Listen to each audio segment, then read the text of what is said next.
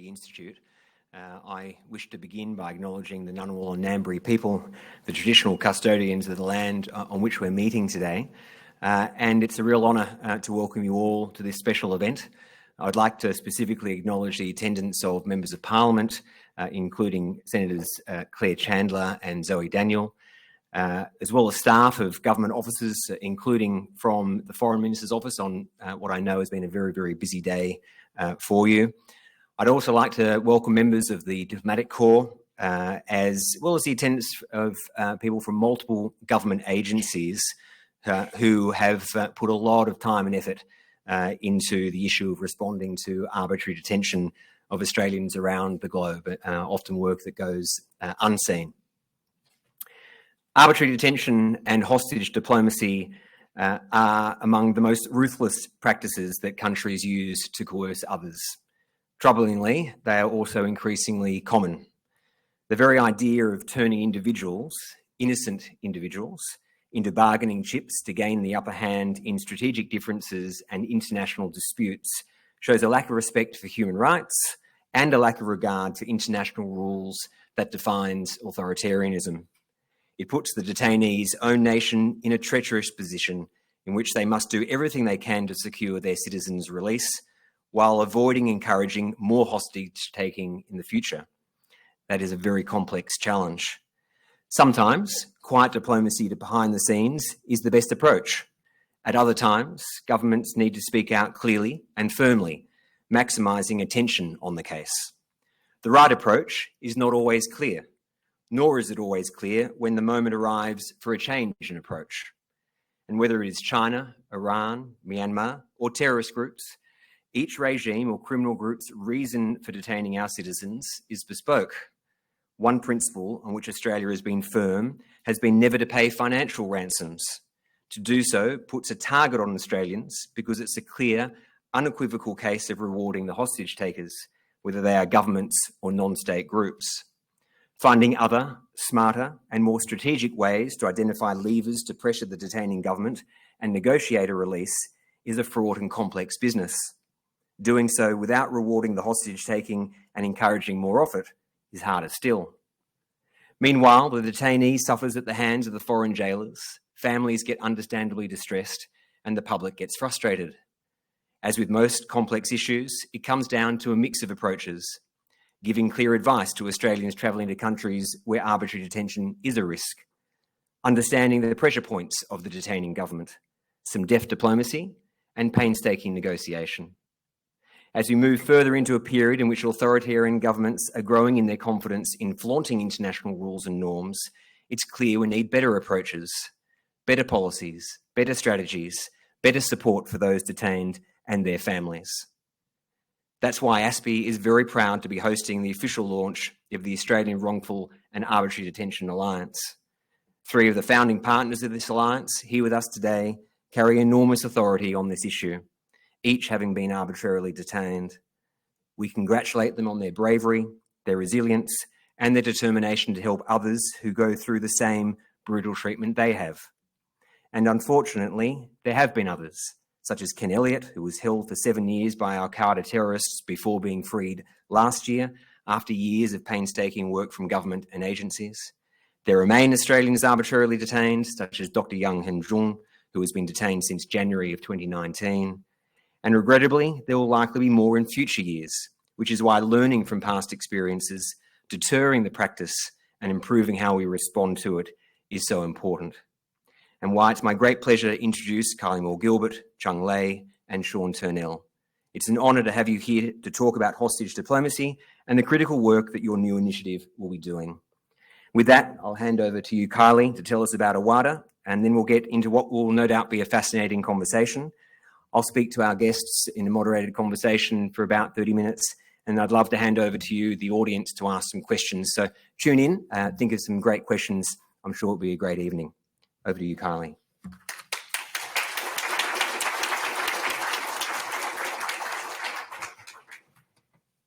Wow, what a turnout. Thank you so much for coming this evening, and to those watching online as well. I'm really blown away by this.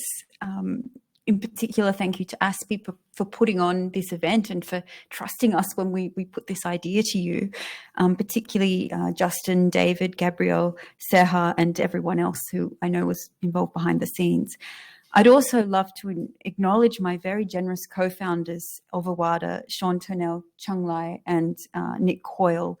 And, you know, this is very much a team effort and a group effort. And we've just, you know, it's been a wonderful dynamic between us so far. We're really excited and we're hoping we'll be able to achieve a lot together. And I'm really looking forward to this conversation. I'd also like to acknowledge other AWADA members and advisors, Alison Batterson, Abby Morby, Dan Morey, Luke Cook, James Ricketson, and we might have a few others potentially joining AWADA shortly as well.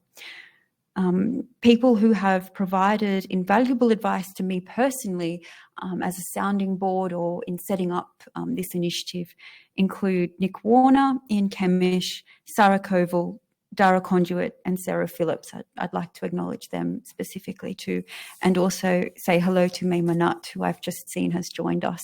We were together in Evan Prison a number of years ago, and she's here in the audience too. So we've gathered this evening to launch an important initiative that I know a number of us have been talking about for some time, some years in fact. The Australian Wrongful and Arbitrary Detention Alliance was founded with the aim of advocating for and providing advice to families who are going through the same nightmare that our loved ones experienced during our time in prison abroad, and also to support former detainees in their journey of reintegration after they come home. No one should be forced to go through what we've endured. We recognise that while we can't prevent wrongful detention from happening, we can ensure that victims and their families are not left to navigate this ordeal alone. It is widely acknowledged that wrongful detention, when used as leverage in state-to-state relations, or otherwise known as hostage diplomacy, is on the rise worldwide. As our respective cases demonstrate, Australia is not immune from this phenomenon. In addition to supporting detainees and their families, AWADA aims to start a conversation about what more Australia can do to raise the costs of hostage diplomacy and to disincentivise bad actors from undertaking this practice in the first place. We believe policy and legislative reform, as well as acting in concert with our Western allies, will be key to ensuring that countries like Iran, China, and Myanmar think twice before taking innocent Australians hostage once again. Thank you all for coming tonight. We really appreciate your support and we can't wait to get started. Thank you.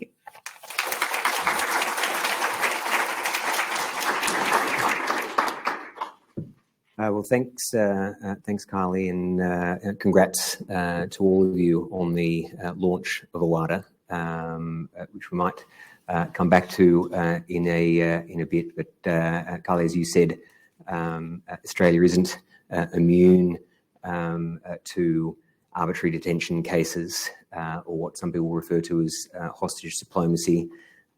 So finding ways to impose costs is definitely something that needs to happen. We do seem to be, as we've talked about, seeing a rise of the use of arbitrary detention, and unfortunately, when you see such a rise of a particular type of malicious activity, it generally means that those who are carrying it out, the aggressors, sense that it's working. So is that what is happening here? Do you think that we're seeing more hostage diplomacy, more arbitrary detention because it is actually working for those who are carrying it out? I think there's no doubt that it's working. I haven't really seen much done in the space of disincentivization because it's such a thorny issue. I mean, how on earth do you prevent or see off this practice before it happens?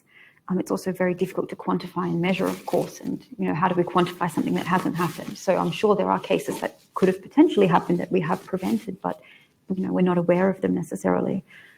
It's part of this broader narrative of the breakdown of the international rules-based order and the growing strength of some of these more malign authoritarian actors and almost sort of copycat approaches, particularly when it comes to wrongful detention and hostage diplomacy, between China, Russia, Iran, Venezuela, North Korea, the usual suspects. Because it's paid off and been so successful for some of those countries, I think we've seen others amp up their use of the practice too. Because democracies can't fight back using the same tactics, because we care about our citizens. Absolutely, right? It's not a level playing field. We can't resort to what they do. We can't just take an innocent Chinese person hostage because Cheng Lei was in prison and say, hey, then let's make a barter exchange for these two. We have the rule of law, so we have to stand by those principles. Therefore, free media. Yes, absolutely. It's excellent. It's exactly the dilemma, which is why there are, I think, what your group, what AWADA will do, will be able to canvass both the individual issues, the specific issues, but also where there may be asymmetric responses of not a tit-for-tat reciprocal, you detain one person, we detain the other, but where there may be other levers that that can be pulled. Detention, kidnapping, hostage diplomacy has impacts at multiple levels, at the individual level, national level, international level. I'm keen to get to all three. Could I ask all of you? Each of you have your own experience of detention and state hostage taking, and each of the perpetrator regimes, Iran, China, Myanmar, were all motivated by their own unique circumstances. So to each of you, I'm sure you get asked a lot. I'm sure it's something you've thought about long and hard. But why, for our audience, why do you think you were detained, and why the particular regime that detained you did so? Sean, we'll start with you. Yeah. So I think mine was basically to get at Aung San Suu Kyi, the civilian leader of Myanmar. And I think by targeting me, it was about building a case against her, but a particular case against her, because in many ways the military that rule Myanmar now are profoundly xenophobic and anti-Western. And so that's a particular badge then of being too Western and controlled by the West, that they want to hang on to Suu Kyi. So by arresting me, did two things. They could build a fake case that I was sort of her handler and she was my agent and so on. But also, just apply into that greater narrative, though, that she was beholden to the West, and I was sort of an obvious example of it. I think there were some circumstantial aspects to it as well, which I was there. There weren't many foreigners there. This was in COVID. It was a sort of peak COVID. There was no getting out of the country and so on. So the fact that I was sort of, all plumped up and ready to be got, plus that incentive of, sending a signal to Suu Kyi, I think that was part of it. And then I think in a broader sense, in terms of the conversation we're having here, also about sending a signal to the West and to foreigners, don't interfere. If you do, this is what will happen to you. Yeah. So it's the disincentive to others. It's there definitely each case is not just bespoke to itself. It's relevant. Kylie. Yeah, I think in contrast to what Sean just described, mine was rather opportunistic. I don't think it was necessarily a pre-mediated thing. I mean, my captors, the Islamic Revolutionary Guard Corps, are more of a kind of a mafia gang or a thuggish sort of militia group rather than a sophisticated entity per se. And I think they pick people up and then they shake them down for information and determine your price in the shakedown process or the interrogation process. And later on figure out what to do with you, essentially. What concessions can they demand in exchange for you? So, people often ask me, did they lure you to Iran or in some sort of grand scheme or plot or something? And I really don't think so. I think it was just wrong place, wrong time, bad luck. And then I was made into a hostage essentially after my arrest rather than prior to it. Yeah, it's the differences between each of the regimes and even how they then responded with experience being in offices at the time, foreign minister's offices. There's a lot more engagement, even if you don't get anywhere, engagement with the Iranian regime there were with other regimes, including the military regime or Lei with China. Lei, what about you? Well, there is someone in town who can answer this question definitively, but he's not doing press today. Of course, that is a question I get asked and a question I ask myself repeatedly. And It's still something that I'm working through. Of course, at the outset, it was I was told, this is not hostage diplomacy. But when you think about the timing of the surveillance, of the arrest, the details that they knew, what they asked for, and let's just say there are many, many questions that are unanswered. And China has been at pains in the past to say, for example, in the Huawei CFO Meng Wanzhou case, that the arrest of the two Michaels, the two Canadians, was not related. And you will do so again with other Australians detained in China. So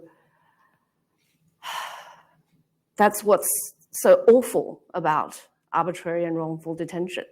At times, I even wished that I was a normal criminal, a garden variety criminal, because then I could speak freely to my lawyer. Then my family could visit me. If I had committed murder, my situation would have been easier than that sort of opaque, absolute isolation and mental torture. And to say that arbitrary detention only affects a few people would be utterly wrong. It is like an earthquake that reverberates to this day, that shakes everything to the core, our trust, our belief in the liberal order. People ask me how I am, and I never say, including Senator Daniels, and I find it very hard to say, fine, thank you. I'm not fine. I'm sometimes euphoric. I'm sometimes very, very sad. I am sleeping too little and trying to do too much because there is a huge crater that I'm trying to fill. I look at my mum. It wrenches my guts out that she's gone to Kylie's house with me for lunch and held her baby and now doesn't remember even when I show her the photos. It kills me because I see how she must have suffered. There's a look on my son's face when I say, oh, I'm too tired to go bike riding with you, or he has to wait a little bit longer to do fun things with me. It's not just that moment's disappointment. It's more than 3 years of waiting for mum to come home. My daughter hides it all beneath teenage bravado. But I notice this hysterical edge to her sardonic humor. She's had to be adamantly independent as defense against missing mum. Broaden it out to my circle of colleagues and friends who have crossed China off their list for travel, for study, for business. Broaden out even further, policymakers having to rethink their approach to dealing with China in all sorts of fields. The overseas Chinese community split over the direction that China is going into and Aussie-China relations. So it's not just about, oh, well, she got locked up a few years, she's come back, we should all be happy. And of course I am so happy because you know what? Today's Wednesday, and if I was still back there, without all of your help, without all of our government's help, I would still be there, having just eaten the Wednesday menu of boiled onions, which you have to eat for fiber, but it stinks the whole place out, and then squatting on the toilet floor, washing my plastic bowl with my hands and a bit of soap. And thank God I'm here. So, and that's thanks to all of you. But I guess I'm just making the case for why we should care about arbitrary detention. And I'm sorry I've hogged the microphone.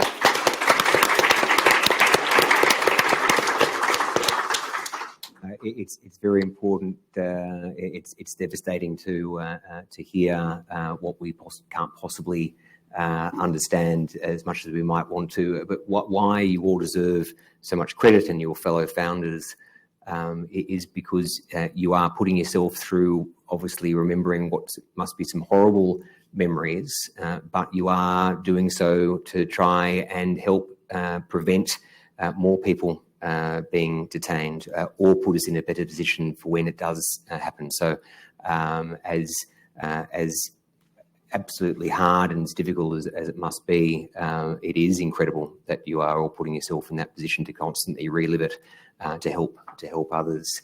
And those others, of course, include, as you say, family members who feel helpless through the situation. How, if you're willing to talk about it, how has your arbitrary detention, the hostage diplomacy that you've all gone through, how has that changed your lives, but also impacted your families? What we don't tend to see, as you say, when we simply get the euphoria of someone being released. Sean? I'd say, like, at a big sort of political level, it's enhanced my belief in things like democracy and the rule of law and so on, which are no longer abstract norms, but absolute lived reality. Incredibly elevated my faith, funnily enough, in human nature, both for incredible reaction, just to echo Leigh's point about, the response of the Australian community is just phenomenal, and just so heartening and all of that. But even amongst prison guards, my police, some of them, and fellow prisoners and so on. So my faith in humanity is actually sort of elevated than before. And just if I could riff a little bit on that, Justin, just to reflect upon the whole issue of hostage diplomacy more broadly. And I think it does work for regimes in terms of their own narrow purposes. And it is copied by other authoritarian regimes, again, for their own narrow purposes. But I often wonder whether it actually does work or not. And where I'm going on this is that my Myanmar prisoner colleagues would often say to me, Sean, you'll be okay. You come from a powerful country. And what they meant, they didn't know anything about Australia's Defence Force or even economy or anything like that too much. But what they meant was about a society that was coherent, that would come in support for me and would be constantly agitating to get me home and so on. And in a sense, it was a spectacular example of soft power. Because, of course, the people in Myanmar, I mean, no way would they rely on their government that way. In fact, the very opposite, of course. Their government was the source of oppression. So it is interesting, I think, both in that sort of knowledge of what I think is a not too perceived soft power countries like Australia has, but those broader virtues, which I think for me are just greatly enhanced and need to be defended, but they are also, as I say, a real source of strength, I think. And did your family feel the same way, though, that they come away with rule of law, or it was it all took too long? Yeah, I think so. But I think this is something we all share as well. Families suffer uniquely, I think, compared to us. In fact, in some ways, they get it worse. I don't know. I mean, I think we physically suffer more, but I'm not sure that they don't psychologically suffer more, because we know what's going on to us. We know the situation. We can't tell them what's going on. Yeah, and then when we get back, we do things like this. But they're at home and they're having to confront incredible difficulties, at every stage in the process. But all the practical stuff, the stuff that we don't celebrate as being heroic or whatever, but it's just hard slog and great anxiety.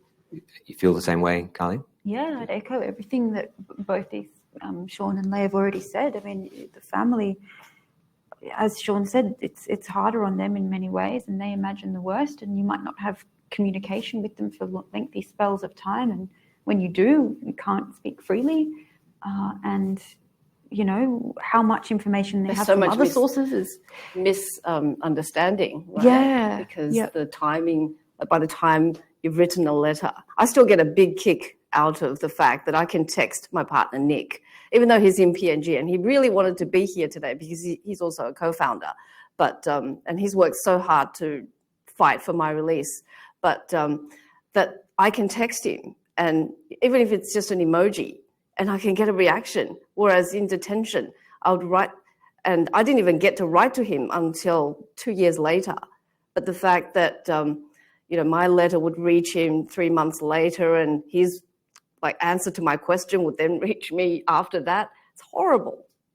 It's extraordinary, and even if you read a lot of what Dr. Young provides, what comes out publicly, so many of his thoughts are about his family and about others, and wanting, I imagine, to ensure that the confusion that he knows must be felt outside, trying to help. So even being detained, thinking about others and what they're going through, it's incredible what you all and the families have been through. Turning to the national level, if I can, in my mind, there are a couple of elements which need to be focused on at that level. How to deter the hostage taking to begin with, and second, how to respond in a way that simultaneously prioritises the person who has been detained, but doesn't then immediately incentivise more of it. So both in the context of your own specific cases, but also more generally, are there things that could be done better in this space at the national level? What did you learn worked and what may not work? And as an example of that, I'd be keen to hear your views on quiet versus public diplomacy. Kylie, could I start with you? Gosh, there's so many questions in that to unpack. A lot obviously worked because the three of us are here sitting talking to you today. And if it didn't work, as Lei said, we'd still be in our cell perusing the menu of that day's prison fare and twiddling our thumbs and wondering if anyone's remembered that we're there. So, all credit to the excellent people working within DFAT, working across various government agencies and in the respective embassies that did bring us home and pulled off, in my case at least, what was a rather impressive and dramatic diplomatic feat in order to get me out of there. I think having the flexibility to think outside the box and think with creativity about solutions in the diplomatic space is really crucial. Our adversaries are thinking creatively, when they pick people up and the kinds of demands that they might be making in exchange for them. Often it's all opaque, it's all behind the scenes. It's not always a clear-cut transaction. It might be more in that fuzzy, intangible space, whatever changes hands, that is offered in exchange for somebody. So they're thinking creatively and they're operating as such. We need to be like that too. And elevate this out of whatever bureaucracy it might be mired in and act quickly and expeditiously as well. This is a comment that I often hear from speaking to a number of people who've gone through this abroad and in Australia that, there was this window of opportunity right at the beginning before everything became formalised and set in stone, before I was put on trial, before I was in the justice system. Maybe if someone had have thought creatively and quickly and acted, fast to get me out, that would have eventuated and I wouldn't have gone through these years of ordeal. So I think thinking in that space and having somebody who is responsible for doing that legwork and coming up with strategy from the get-go, I think is crucial in that. And just to add to that, Kylie's point about, our adversaries are thinking and we need to too. And the good thing is that some of that thinking is taking place. And so in Australia, we needn't reinvent the wheel on this stuff. So there's been some really good initiatives, or look good, they're in the very early days from Canada and the USA, which is all about, Justin, as you said, about changing that incentive, changing that calculation.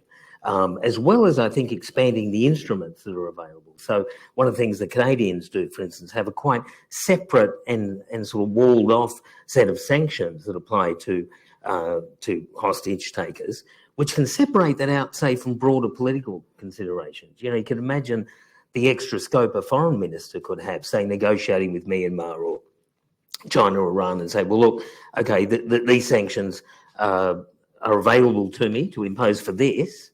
I may have other measures that I need to take with you, whether with respect to trade or defence policy or whatever it is. Maybe there's another event going on, like a coup in the case of Myanmar, and you want to respond with sanctions that way or whatever it is. But you keep, in a sense, the issue separate, which gives you another whole set of armaments, if you like, to meet this particular crisis. But it just seems to me that, there's some good thinking going on at the moment about disincentivizing and just giving, I think, broader weapons, if you like, to people in democracies to respond more flexibly. And just a broader range of instruments. I want to come to Cheng Lei on the issue of what may have worked well and quiet diplomacy versus when to go public. But it seems though you raised sanctions. If I can just maybe ask, I think really keen to know if you have a complete alignment or any nuances there in relation to asymmetric options like sanctions. We seem to, in Australia, like many other liberal democracies, be reticent to impose sanctions when a country has detained an Australian. In my view, if there is either a blanket rule that says we're not going to do something like that, or even if it's not a rule, but there is a perception that Australia won't sanction, either for the particular specific case or for separate human rights abuses, that's a problem. From the regime's perspective, that'll actually show hostage taking in this way works. Would you describe where would you have supported in each of your cases the Australian government imposing sanctions, including Magnitsky sanctions on the military regime, on Iran, on, say, those responsible for human rights abuses in Xinjiang, or on your specific cases while you were detained, or would you have been against such imposition? I'd have been strongly in favour in the case of Myanmar, which again is an interesting example because there would be other reasons why we wanted to sanction or take action because of grotesque human rights abuses and all that sort of thing.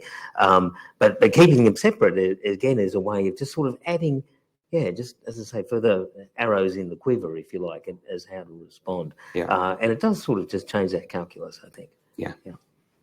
Kylie?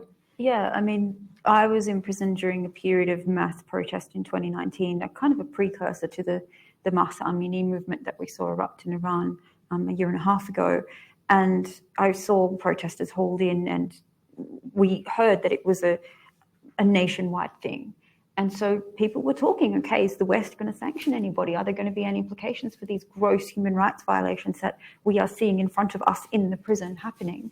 And of course, Evin Prison is sort of the hub of political prisoners and where they're taken in Iran to be tortured. So we were at the coalface of that. And I actually expected more would be done in that space, not necessarily by Australia. I think, we're a middle power. We're not going to be out leading the charge against Iran in terms of its human rights record. But I was surprised there wasn't more sanctions and more activity on that basis during that uprising, and certainly following the Mahsa Amini killing and the subsequent protest movement in Iran as well from 2022 onwards.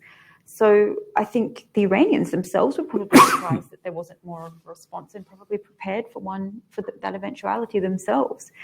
I was quite gung-ho when I was in prison and was all for sanctions against anyone and everything, including my own captors specifically. And had there been a Magnitsky regime in place at the time, I would have been very much in favour of the individuals explicitly involved in my unlawful arrest and incarceration and psychological torture to be singled out and symbolically sanctioned, recognising that they do not have any assets likely in Australia or any actual meaningful action we could have taken. Often these people exist in the shadows. We're not talking about sanctioning the foreign minister of Iran or somebody who's well known, although maybe we should sanction him too, actually. But Magnitsky sanctions are targeted at a specific individual. That person has to be a repeat perpetrator, not someone who's done a one-off thing. And we know, especially when it comes to Iran, that hostage diplomacy is a business model, and they've become very proficient at it. They almost invented it, we could say, with the 79 embassy siege of the US embassy after the revolution. So, these guys are repeat perpetrators. We know a lot of their names, but they're not published in the world media. I'm sure intelligence would know them, but the broader public doesn't. So the act of singling them out and sanctioning them and saying, this is why we're sanctioning you, we know what you're up to. You're taking innocent Australians hostage and leveraging them for concessions, and that's not okay with us. I would have been very much in favour of that, even if it had a negative implication on the ability to get me out in the end. Yeah, I think there's a strength in bringing a face and a name to what's going on rather than just the regime. Lei, what about you? I think I think the answer to that question differs from country to country. Obviously, Australia's biggest trading partner is China, and it's a much bigger country. The level of repression is different. Protesters, what are protesters in China? They don't exist. And coming back to your other question about whether quiet diplomacy works, I think in my case, the bigger disincentive for China was the negative press that my detention had generated in Australia.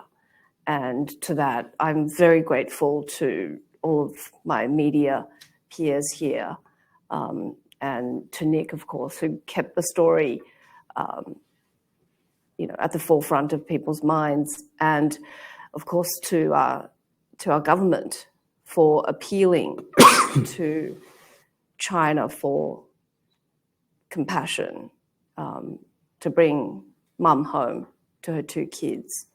And that's why this, each detention case is different and the solution needs to be bespoke. So like Kylie said, you really need to be creative, whether it's the media strategy or the government negotiations. If I can move, thank you. If I can move to the international side, Sean, you already mentioned Canadian processes, and for a little while leading into 2021, Canada itself, obviously having gone through the 2 Michaels case, to their credit, they established the declaration against arbitrary detention. I think smartly at the time. It was country agnostic. It was simply wanting as many states as possible to show that there is a norm against the practice. But it's not just the 2 Michaels. It's the UK has gone through it, the US, Sweden, many countries, so many victims. What role do you see that can be played beyond individual countries when our citizens are detained? How important is international partnerships in this area, and what can we do to build on that Canadian-led declaration against arbitrary detention? So I think the first thing on that is just to acknowledge that it takes place anyway. So incredible cooperation amongst the usual suspects. And certainly in my case, I had very much the US Embassy in my corner, the UK, New Zealand, Canada. It was the traditional lot. So just to say that happens and was immensely important for me. So I guess for that just to go on. But then the other thing, as you mentioned, Justin, about the Canadian story, also the American story with that special presidential envoy for hostage affairs. And so it's, very much an American, more razzmatazz version, I think, of the Canadian one. But we can learn from each other and grab what we need and then use it, as Lei said, in a bespoke way, according to the individual situations. But I think there are strong lessons each of us can learn and share and so on. I think some people that Kylie, you mentioned at the beginning, like Nick Warner, played that type of important role. But do you see that how important the 60-odd countries that joined Canada in 2021 important then? But do you think now, 2024, we need to not just rely on pointing back to a generic statement? Do you think we need to move on to something with teeth now? Absolutely. This is a symbolic declaration. There's no commitment in any practical sense by these countries who've signed on to it. It's great that it exists, and it's more, I guess, a recognition that this is a problem and a growing problem faced by like-minded countries throughout the democratic Western world. That's all great, but it's not doing anything about the problem. And it's not even the Canadians have been pushing, and the US behind them, for a multilateral approach to this issue. But we haven't really seen this coalition form that has actually done much to tackle the problem. It's still each state alone, going on its own, as Sean said, reinventing the wheel each time. Yes, they cooperate sometimes, but there are many cases where they don't necessarily communicate or cooperate with each other as well as they could either. And there's no real mechanism for them to sort of get together and, even the Five Eyes, for example, and necessarily collaborate in a formalized way on this issue. So I think much, much more can be done in this space. Also, in terms of international law, it's a bit of a protection gap issue. We have a hostage-taking convention, I think it's 1978 or 9, doesn't really mention state actors. People kind of fall between the cracks there unless it's a non-state group that's taking somebody hostage. So international legal mechanisms can also be updated. I would really love to see this develop into something with teeth, but I think the Canadians are full of enthusiasm. I've spoken to a few of them, and the US is kind of going it alone also, but doing a lot of great things. But I just don't see other countries, Australia included, necessarily stepping up and matching their commitment just yet. Lady, do you think you mentioned the differences when it comes to China compared to other countries where we might not have the economic relationship? Do you think that collective action would actually be a way to ensure that even a major power like China, that knows that it has some extra powers over dominance over many individual countries, that we need to work collectively, and that could be a way to impose some cost on China? Of course, there's safety in numbers. And in the same way that China uses investments to win over smaller countries, the ideals of Western democracy can do the same. And in my case, Nick did get a lot of useful advice from the former Canadian ambassador to China, who was actually brought in for that role for 2 years to secure the release of the 2 Michaels and other Canadians. So that was very, very useful, because the problem with China is you don't even know if you're speaking to the right people a lot of the time, and you don't even understand the internal structures. So when you have, the knowledge of someone who's been through that, to know who to go to, that's very powerful. I'm conscious, I want to give the audience time to ask some questions. This is a really quick one in terms of, mentioned US and Canada, that the US has the Levinson Act. Canada has I think it's a bill, at least, if not an act. Do you think that's a next step for Australia? We should be looking at those key partners and following? Yeah. Nods, yes. Yeah. Absolutely. Right. That's as AWADA, as this newly formed alliance, that's one of our objectives, is to push forward the conversation on some active legislation in this space. Excellent. As I lean into the audience, AWADA then, Kylie, will be looking at all those levels, both in terms of how to support people who are detained, how to support families, as well as advocate policy and legislative change. Yeah, and sometimes those two things happen together. I mean, the Canadian bill before Parliament right now has aspects of it around support for families.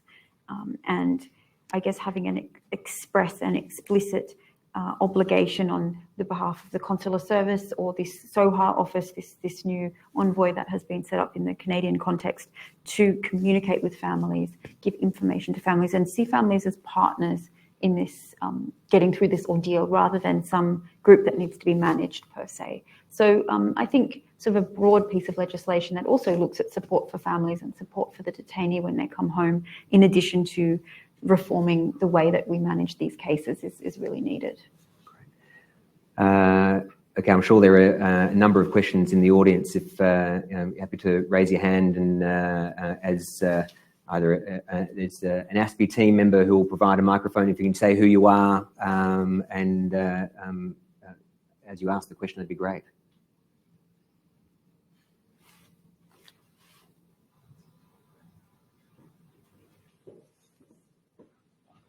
Hello. Oh, great. first I want to say thank you to all three of you for speaking tonight. I can imagine the immense courage it would have taken to talk about the situations in which you're all in and voicing your concerns for such a pressing issue in the international community. I was really interested in what you were talking, Kylie, about earlier, about especially in the middle part when you were talking about Australia not really wanting to go down the line of sort of like sanctions and everything in there, that sort of space. First, I'm just wondering why that is. Is it because Australia doesn't have sort of the capabilities to impose strict and harsh sanctions? Is it because of their concern of only being a middle power that don't have much weight in the international sort of community to really pull something off like that? And I think just as like a wider question as well is why is it that hostage diplomacy is now becoming a big issue now? But sorry, I meant in the sense of why hasn't there been much done about it in the past? I think because I can imagine that situations like this would have been occurring for the last 20, 30, 40, 50, 60 years almost. So why is it now becoming such a important issue now, and why governments haven't acted on it in previous years? I think whilst hostage takings existed for time immemorial, it's definitely not a new phenomenon. I think the linkages that we're seeing between malign authoritarian actors are growing stronger in this area than had been in the past, and our power as a sort of a Western bloc internationally, globally, is vis-a-vis such actors is lessening. So their space to manoeuvre and the kinds of concessions they might be able to get have perhaps changed compared to, in the Cold War era or the era of the two big superpowers.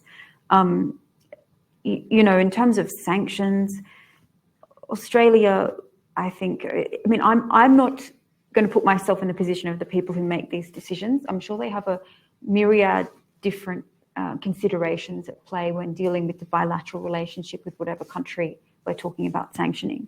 And I think rather than seeing it as a broader phenomenon, this hostage diplomacy phenomenon that's, happening again and again and involving repeat perpetrators, often governments have a tendency to view each case in isolation as an individual case. And okay, we're tasked with getting this person out. When that person comes out, job done, case closed, let's move on to the next diplomatic challenge. And it's not necessarily viewed holistically in terms of a broader phenomenon. So joining the dots there and positioning hostage diplomacy as an issue that's bigger than one or two cases, I think is really important. And that might lead governments to then look at disincentivization mechanisms like sanctions, whereas in the past they might not have thought that was necessary.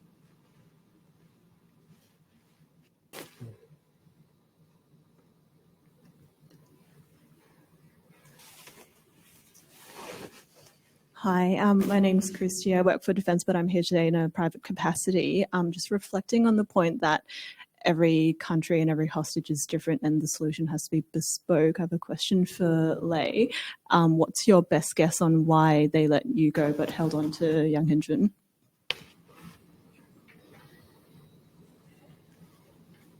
How do I answer that? I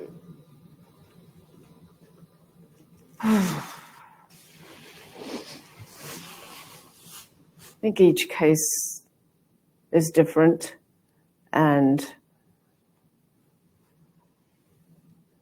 I'm sure DFAT has done all it can in both of our cases for the best outcomes. It's a very, very difficult question to answer. And in fact, the freedom guilt that we all suffer is tremendous.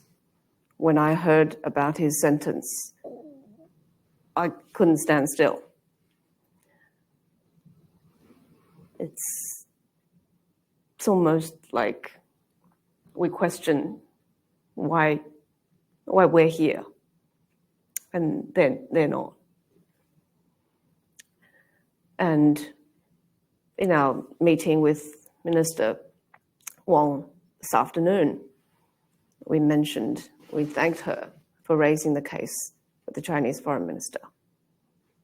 And she assured us that they will continue to do all they can for Dr. Yang. And I'm sorry, I don't have an answer. There's definitely no need for you to apologise. It is a complex issue. I think what it shows, it's what talked about at the beginning, that the toll these issues The arbitrariness is the most cruel part. And separates authoritarian regimes from liberal democracies. With law and order. Yeah. Yeah. If we were two murderers, and we got different sentences, then the media could write about it and we could protest. But none of that's going to happen because it's so hidden and secret. In part, for me, that's why there's even at a basic level, the importance of AWADA is to ensure that the public who don't follow issues closely, that may very well say, well, everybody detains people. We detain people. There are crimes that are committed by Australians overseas all the time. So to be able to help explain to people the difference between detention for a specific purpose and for an alleged crime that is understandable versus arbitrary detention is again something that at that public awareness level, AWADA is going to have a huge impact. It takes away from, in my view, a narrative dominance that authoritarian regimes have where they try to have a moral equivalence when in fact they're actually comparing apples with oranges. So what the work that you are doing across the board is going to be fabulous from a public level, a policymakers level.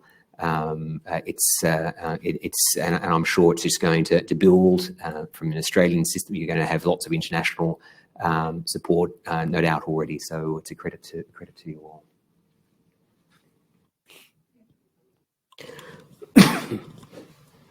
Hi, Eamon Gumley from Defence. I'm interested in focusing on your point about media coverage during the time of that you have kind of taken hostage. And my question kind of regards, how do you balance an optimal media approach whilst dealing with kind of the different natures of the regimes that that have taken you hostage, hostage safety, and then kind of the biggest point, I think, which is the length of captivity. Media works pretty fast and it's hard to keep that pace over the long term. That was directed to all three. So I think that the media aspect, there's two aspects to that. One is the media impact on the taking country, the hostage taker, and the other one is on home. The home one's sort of fairly obvious because I think the media puts pressure on our own government, which has the best will and all the rest of it. But I think the media keep the focus, etc., as well, and families can use that to keep our own governments up to the mark, sort of thing. The second aspect then is the impact on the hostage-taking country. And this gets back to the point that I mentioned earlier, that I'm not sure actually if we pull right back that hostage-taking actually does work for those countries, because those countries exposed to the light of what they're doing, I mean, it's pretty bad, right? I mean, China's international respect seems to me to have plummeted in recent years, not coincidentally related to its increasing hostage-taking.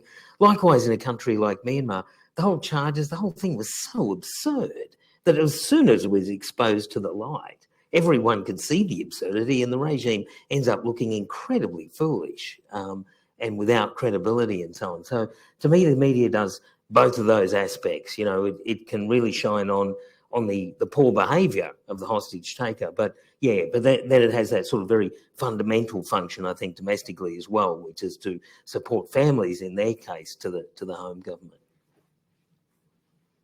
I'd add to it that there are ways to do media smartly, and there are ways in which media could potentially undermine whatever efforts the government is attempting behind the scenes to undertake to secure that person's release. And I think in Lei's case, Nick ran an exemplary campaign in that he didn't, attack the Chinese government vocally in public or anything like that, and very much kept the focus on, the personal story that you're a mother of 2 children, those children are growing up without their mother, that, this is a good person, this is somebody who, wouldn't hurt a fly ordinarily, and keeping the focus on you, and also the pressure on our government to do something rather than necessarily attacking the state that's undertaken this act. Although the attack it's not an attack, but there is an implicit understanding there that a wrong has been done to an innocent person. And I can think of examples of cases in which the media has not been managed in a smart way, and potentially that may have hamstrung efforts by government behind the scenes. So, this is why having a blanket ban on any media coverage whatsoever is not a wise step.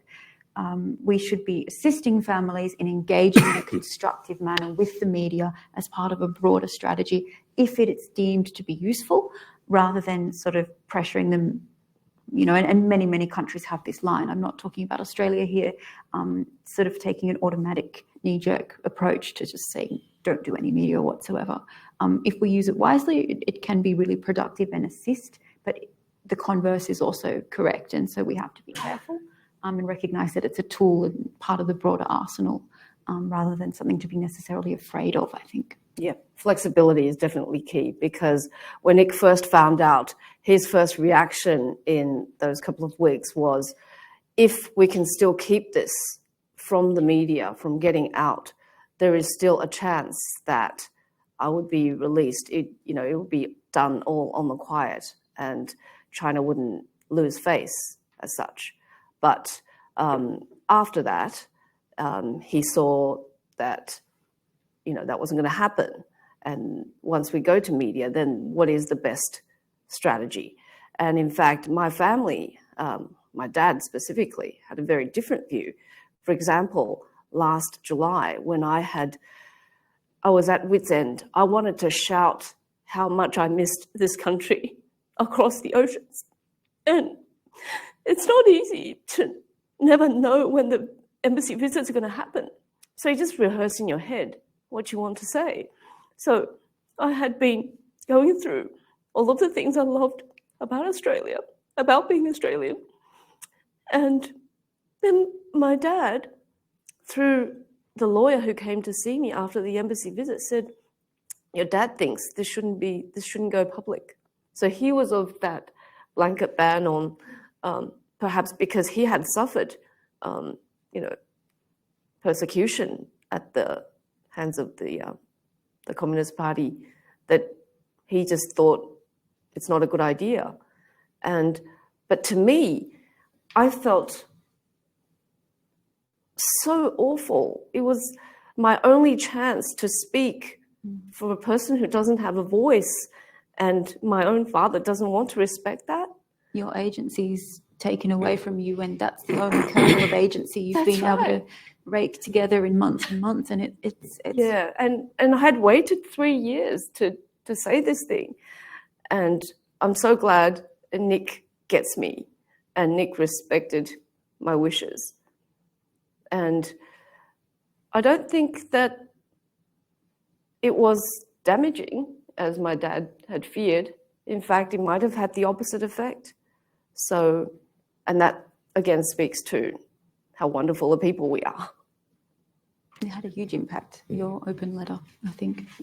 I think there's also another aspect, which is protecting the hostage, right? So the more international publicity there is, yes, the more, most of the time, the Navalny case, I guess, is contrary, but most of the time it gives a degree of protection. And I know that this is a real dilemma, again, since being released, that I've faced with respect to Myanmar colleagues still there, and how much do I publicise their case? And in a couple of cases, I've actually taken the deliberate decision to publicise them, put their photographs in my book, do that sort of stuff, with the fear that it may draw attention to them, but at the same time that attention is probably better for them on balance. But it's a difficult calculation. But yeah, but that whole way in which the media potentially puts a little bit of a protective layer around the hostage, I think is something as well. I mean, there's going to be blowback. So after that letter went out and there was a lot of press, and presumably China, the detention center got a bit of flack, the letters and books were withheld from me for a month and under the guise of something else. But as long as I think the detainee is aware of the blowbacks and wants to accept it, like in your case with your hunger strikes, I think it's almost always best to respect the wishes of the detainee. And give them the dignity of knowing what on earth they're talking about and making that decision for themselves. I think there's not that paternalistic approach of, we know what's best for you, you don't know what's best for you. You have a very different perspective in prison, and you might have access to information the government or your family doesn't, even though they have access to a whole lot of information you don't. And you should be given the dignity and the agency of making those decisions for yourself, I think. Well said. It's very, very, very complicated. I think we've got time for a couple more. I think was a question here. Thank you. My name is Per Linnér. I'm from the Swedish Embassy. I think partly you have already elaborated on this, but I was thinking about reputational cost, and perhaps from since all governments are different and perhaps care more or less about this. So from your perspective, you have elaborated a little bit, but to what extent do your countries, but I mean, care about reputational cost? And also, perhaps also to follow up on the question about human rights defenders and people that are not consular cases, because I've served in both China and Iran, and we have this constant discussion, I think, among diplomats whether or not we should deal with quiet diplomacy in these cases or go public. Do you think there is a big difference between consular cases when we're dealing with foreign citizens and actually human rights defenders that are citizens of those countries? Thank you. Yeah. Two questions there, reputational risk. Do you want to start? Yeah, no, it's really interesting. Just dealing with the second one first about the human rights defenders. These are people indigenous to the country that we're talking. Yeah. So, and again, I think that is a dilemma. My gut feeling is that the attention is probably better, would be my default response, but I know it can vary. And I know, again, with my sort of discussion since coming out, I've had to weigh exactly that issue. But on balance, for the most part, drawing attention to an individual from that country, held in that country, is usually to the better. On the reputational issue, yeah, it's really interesting, right? Because, and I think that, again, is very much case by case. I mean, I guess what we're dealing with are very often regimes who are not swayed. In fact, sometimes the whole regime exists in contradiction to the West and its norms, and it's a badge of honor. For Iran, it's a badge of honor. Yeah. And so I think Myanmar's military was consciously rejecting the West and so on. Having said that, though, I think initially there was a degree of an extent to which they could be shamed, where they were trying to present themselves as a new regime, but so many other things would remain the same. I think there's a brief window there where there were possibly shameable, but then that subsequently vanished. And the reputational issue, I think it declines fairly rapidly, right, in the regimes we're talking about. Matters much less, I think. Mm. Yeah, I'd add to that. Yeah, I mean, I think Iran is different from China and potentially Myanmar 100%. I know Sweden has a number of citizens, Johan Floderus among them, currently very explicitly being held hostage in Iran. And we know what they want. We know the exchange that they want to make. The whole thing is pre-mediated, and maybe it'll happen. I mean, I expect that it will. I'm in touch with his family. I spoke with his brother last week. They want to get Hamid Nouri, convicted war criminal in Sweden under universal jurisdiction, to be exchanged for a completely innocent EU diplomat who was visiting Iran from Sweden. That is just shocking, and the injustice there is just so apparent and maddening. But I expect it will happen, just as it happened with Belgium last year with the Olivia van der Kasteel case, which was also very pre-mediated and explicit. I don't think Iran cares about reputational damage. It's a badge of honor. Sanctions are a badge of honor also, and they have perfected this now to it's a business model. It's an entirely transactional thing that they expect to reap rewards from. And this is what makes it such a thorny issue and such a rock and a hard place conundrum, in that how do we not play by the rules of the game according to them? How do we find mechanisms to disincentivize and punish and impose costs on such actors when they see beef with the West and antagonizing the US or the UK or Australia even as some sort of winning formula with their local constituents and populace, and something that is essentially a badge of honor. It's a real problem. What about you, Lady? Do you think that reputational cost is possible when it comes to China? Yeah, well, I used to have to endure the state news in detention, and you could judge by what was being said about certain countries, what the other country had said about China or was doing to China. So because it has such complete control of the media space, there is no real shame. It's just such a hard question to answer. And I think probably goes to what you all talked about in that you reference flexibility. Yes. So if you quickly analyse that reputation is not an issue, and in some countries, Russia's another, where reputation it can be a badge of honour rather than working in our favour. So having those other We're actually avenues. brainstorming about whether trying to do something with the assets of officials' families in Australia, Canada, because I think between these two countries, you have an Iranian, have a lot of assets. Yeah. Time for one more before we close, I think.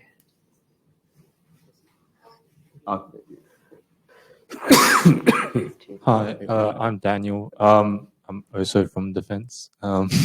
We'll come to you. Quite a few of us two more. today. Quick. We'll make them quick. So my kind of question is, what do you think of the strategy of not necessarily, especially with regards to the Chinese Communist Party, not butting heads with the Chinese Communist Party, but enacting sanctions that are much the actual perpetrators, those that are not necessarily making the decisions, but carrying it out? Because from what I know, it doesn't seem like a lot of people in China believe in the Chinese Communist Party anymore. It's not, they've been slowly separating from the ideal, or the separating, so it's the strategy of separating the perpetrator from the purpose. And once they don't see any economic benefit in it from them, a lot of Chinese people want to immigrate to America. They want to immigrate to Australia. They don't see a long-term future in China. So taking that approach means that you're not directly calling out the Chinese Communist Party, but the people who are their kind of minions won't want to do their bidding anymore, so they kind of collapse from the inside. I'm not sure what your thought on that kind of strategy is, or thank you. Maybe more of a comment than a question. What let you think while, just to make sure we get going to the gentleman in the back has had his hand up for a while. I might take both questions and you can choose which ones to answer in closing. Hi there. My name is Max, and this is a bit more of a personal question, so please don't feel obliged to answer if you feel uncomfortable. But what was your source of courage during your time in detention? And it's a real question for the whole panel. Thank you.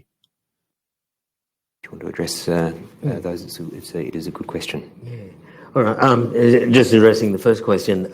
So this is why I think something like the sort of very much directed to hostage-taking sanctions or other restrictive measure regimes add an extra element, armament, if you like, to the perpetrators rather than the broader relationship. So again, this theme of just adding to our armory for the Western democracies in dealing with these perpetrators, I think that fits nicely into that.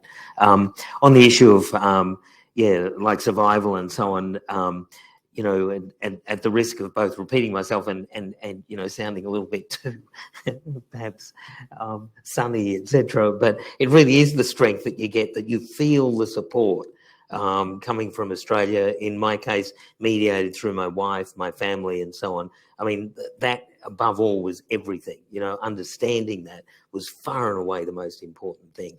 And then I guess there's those other issues in our circumstances, the courage and compassion of the people we're imprisoned with. The Indigenous people of the home countries suffer much worse than certainly I did. And so taking their example and so on. And then in the practical things, I mean, all three of us, we're obsessed about books. Books just come through again and again and again as the thing. We were talking about the pain upon leaving the books that have become your friends. The title of the author, the cover, the physicality of the book, etc.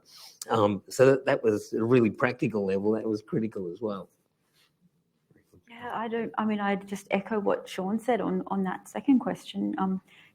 I drew a lot of strength from my fellow prisoners, and they're what got me through, really. And I pay tribute to the remarkable women of Iran. I think, I'm blessed and privileged to have known some of these people from very close quarters, and I carry that with me and probably will forever. And I see them as my sisters, and I drew a lot of strength from them, as well as important knowledge and information about my predicament and how to conduct myself within it as well.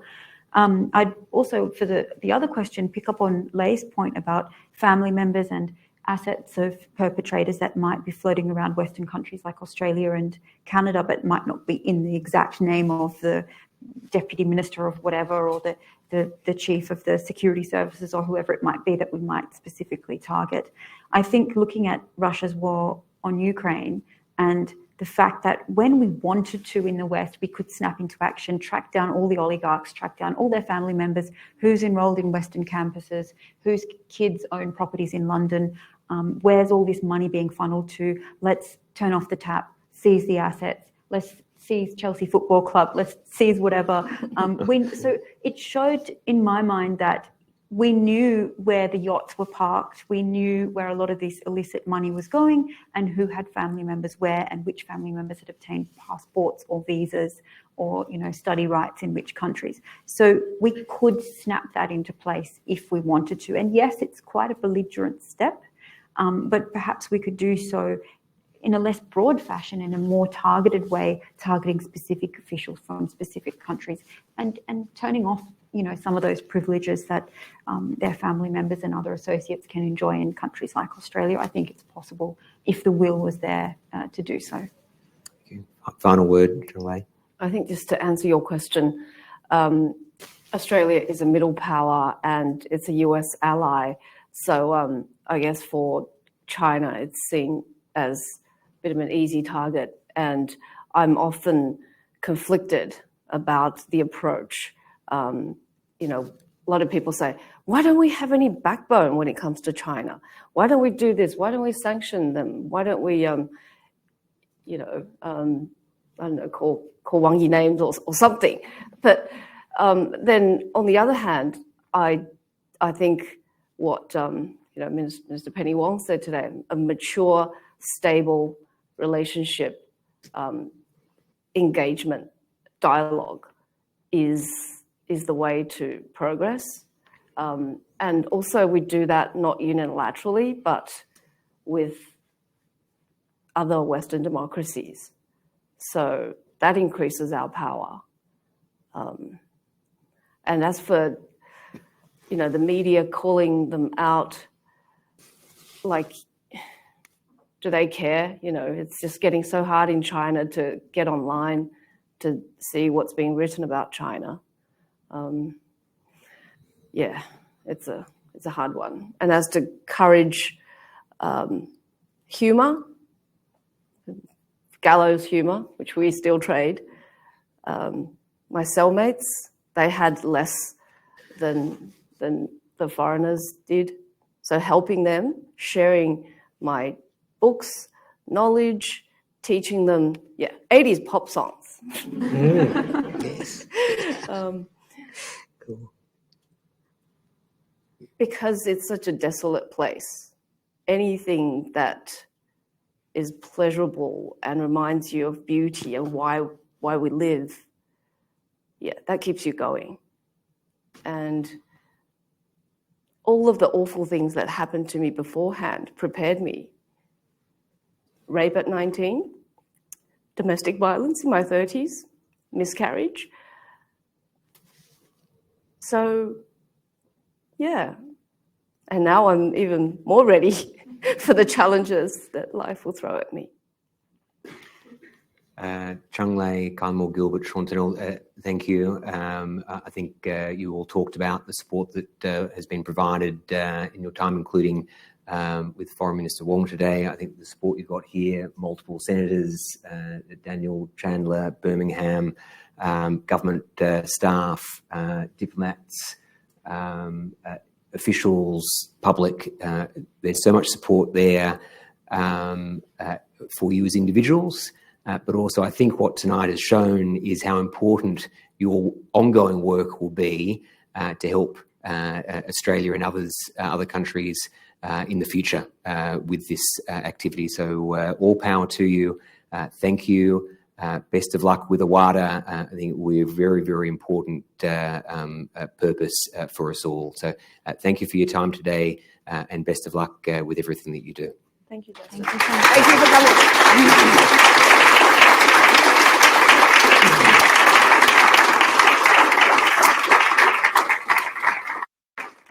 And thank you for you. I know there's lots of people online as well. Unfortunately, you won't be able to mingle, but for people who can stay for a bit, there is some drinks out in the area just out here. Thank you very much. I know for many of you it's a sitting week, but it just shows how important this topic is. So I know you will be supporting AWADA. And thinking about all the issues during your own work. So thank you again.